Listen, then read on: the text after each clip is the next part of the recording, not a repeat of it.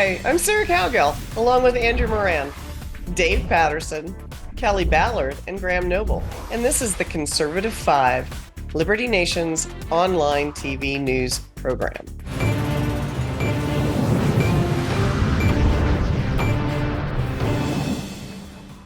Donald Trump has been trolling and goading Joe Biden into debating him, likely because it would be a PR disaster for the current president.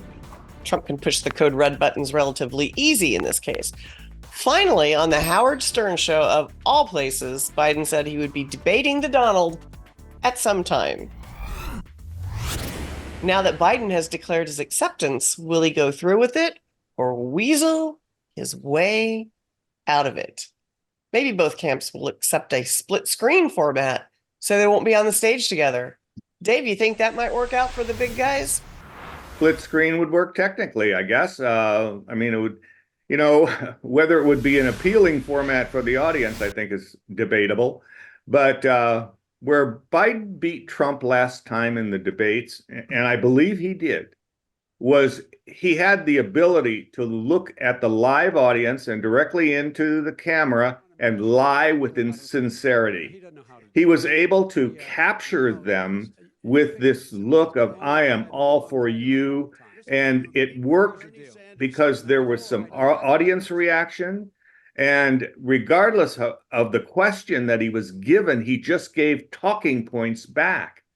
With a split screen, the television audience will not know whether Biden is attempting to read the teleprompter, pause, turn page, or actually saying what he thinks, Biden the audience will know because he'll say 4 more years.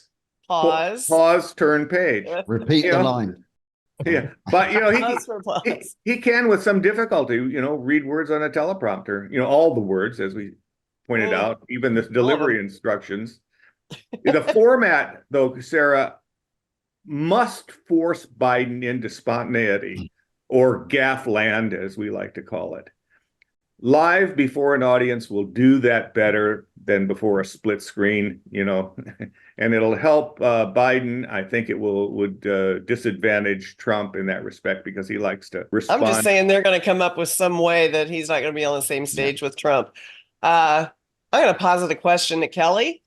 How do you think Joe Biden will be able to stand for 2 hours and still be cognizant in the evening? Come on, man. There's no way. There's no way. Not without some medical aid, I mean, he has a hard enough time even realizing where he's at after 2 minutes. The man, it's just really sad. It's really sad. I don't think that he'll be able to do it for 2 hours without some breaks and maybe splicing together the film or whatever, the show, the TV, what do you call it? The debate is live. That ain't gonna happen. So yeah, so I think, like Dave was talking about and like you were talking about, they're going to have to do some kind of splicing and stuff so that they can cut to Trump while, Joe Biden tries to figure out where he's at and remind him, and then cut back to Trump and back and forth. He's not going to be able to do it, I don't think.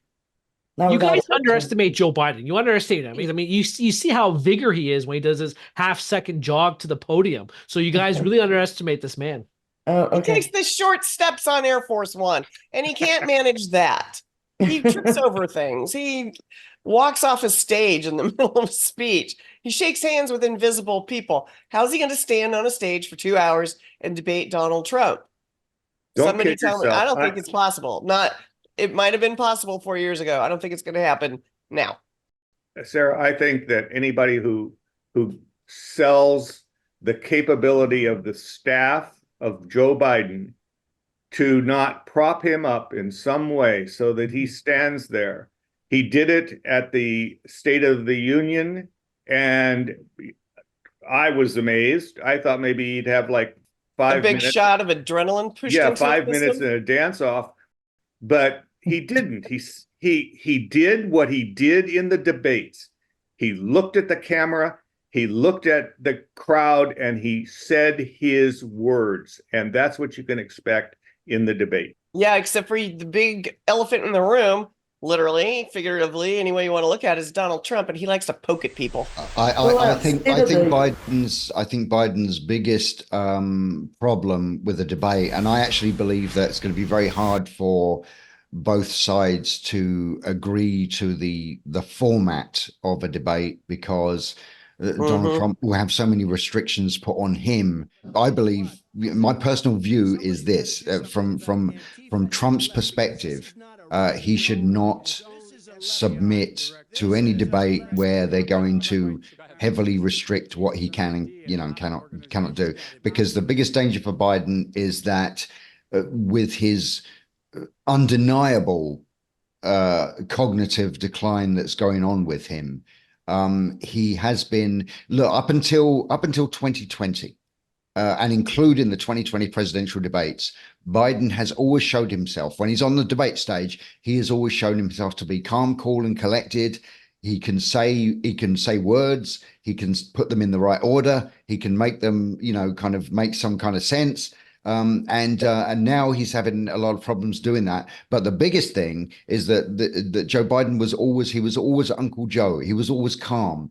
And now we've seen this. We've seen this. The television audience has seen it when Biden is speaking, and even White House insiders have admitted this, that he is now prone to outbursts. He will lose his temper, and he'll start calling people names and screaming at them. And the thing is, if he's on a stage with Trump and Trump starts talking over him, and Trump loves to talk over the top of people, and if Trump starts doing that to Biden on the stage, there's that danger. And I believe that Biden's people will fear that he will literally lose his temper. He will lose his mind when Trump starts talking over him, and he will just have he will start yelling and screaming, and that of course would be an absolute disaster. And so I don't see any. I think if we have presidential debates, we will only have one, and I think that one they're going to have to stage manage it very carefully to protect Biden from a myriad of awful outcomes. Sorry, I totally cut you off there. Go ahead. Go ahead, Kelly. Do you think he was just agreeing, just throwing out the gauntlet, saying, "Yeah, I'll meet Trump in debate," and then well, I think he thinks he can to get out of it? Well, like Dave was saying, the State of the Union, he didn't have the competition there. Like Graham was saying, he didn't have Trump in his face, challenging him. So I think this is going to be a lot more difficult for him than just speaking to the press. I have another thing to just throw in here and have everybody go crazy on here. Why don't we add RFK Jr. to the stage? Yeah.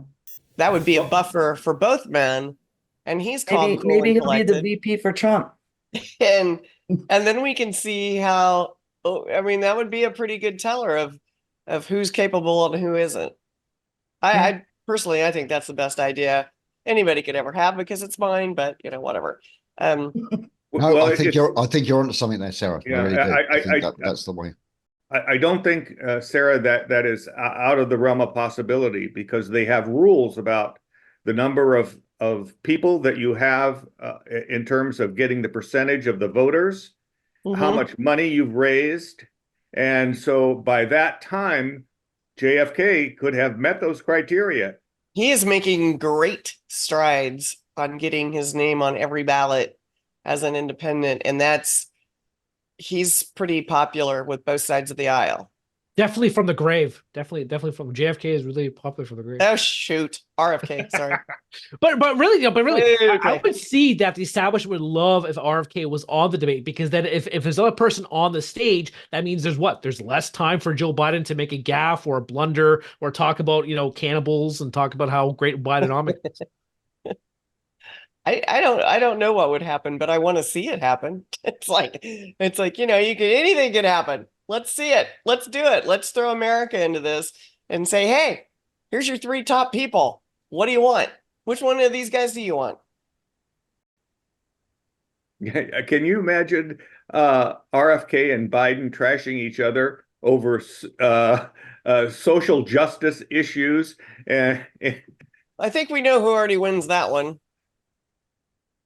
I Why think don't we RFK have Jr. is instead? great Why don't on- we have a 3 hour, 4 hour conversation on Joe Rogan's podcast between Trump and Biden, and that would be quite an entertaining 3 hours for everybody to I watch. want to add the third guy in. I do. I Or don't. fine, I don't okay, want okay. this to be the big rematch. I want to spread it out a little and see what is out there for America, not just the two parties. So, but what do I know? I personally believe that RFK Jr. is I wouldn't I'm not going to trash the guy, but I think I believe his weakness, and I believe if he was on a debate stage with Donald Trump, I would imagine Trump would hit him very hard on his VP pick, which was a really bad pick if he was trying to present himself as an independent, as a safe middle ground between Trump and Biden, because he picked someone who is to the left of Biden. But does anybody care about the VP pick? And I think Trump would have him for lunch in a debate just on that one issue. I have a question. Who on this panel can name his running mate? There you go. Exactly. Yeah. And I should be able to, because I've written about her, and it's Nick not Shanahan. Yeah. I watched that whole terrible event of his announcement. Oh, that was well, it was done. It was. Oh yeah, dreadful, it was like a Broadway musical. But I mean, It was interesting. she's like, talk about a social justice warrior. She is the epitome of the social justice warrior. And I think Kennedy really, I personally believe that he kind of shot himself in the foot, because I think he had quite an opportunity to make an impact in this election. I don't ever expected he was going to win it, but I think he had a real opportunity to make an impact and actually to sock off a lot of votes from both sides.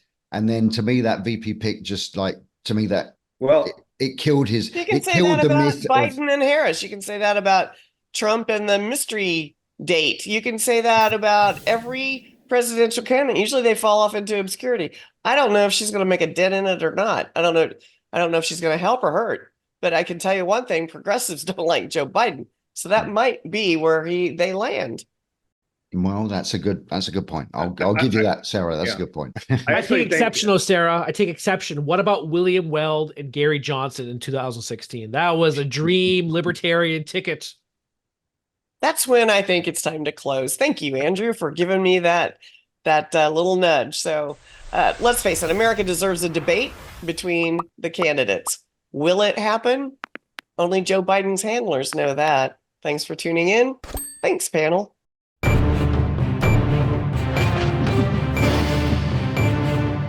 That's it for our Conservative 5 panel today. Check out our other C5 shows and segments on your favorite video platform: YouTube, Vimeo, Rumble.